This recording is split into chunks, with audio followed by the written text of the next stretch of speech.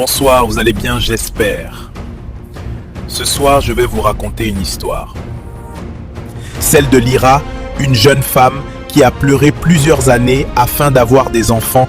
Lyra s'est mariée jeune. Et comme tout couple, elle et son mari voulaient des enfants. Elle tomba donc enceinte de leur tout premier bébé. Grande fut sa joie, mais hélas, elle fut de très courte durée car elle fit une fausse couche. Elle pleura toutes les larmes de son corps.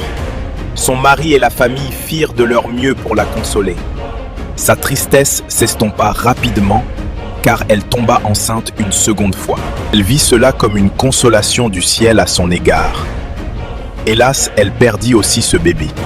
Aussi invraisemblable que cela puisse paraître, elle perdit de la même manière les 5 grossesses qui suivirent. Cela semblait être comme une malédiction dans la vie de Lyra.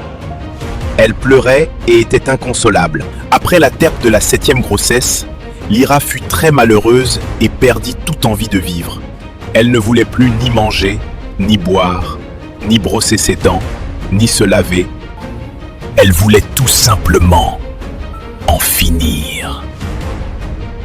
Personne n'était à même de pouvoir comprendre la douleur de Lyra.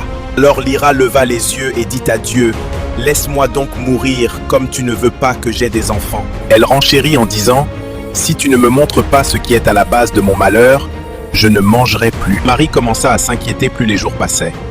Sa femme maigrissait et il ne savait même pas comment la consoler. Chaque jour, il suppliait sa femme de manger et de boire, mais elle refusait décidée à en finir avec cette souffrance. 18 jours passèrent, puis 19. Le mari inquiet fit appel à sa belle famille pour raisonner sa femme. Elle était catégorique. Tout le monde était désespéré de la voir s'éteindre à petit feu dans les pleurs. 20 jours passèrent, puis arriva le 21e jour. Lyra était seule dans sa chambre à terre, sans force. Elle entendit une voix qui dit « Lève-toi et va au salon ».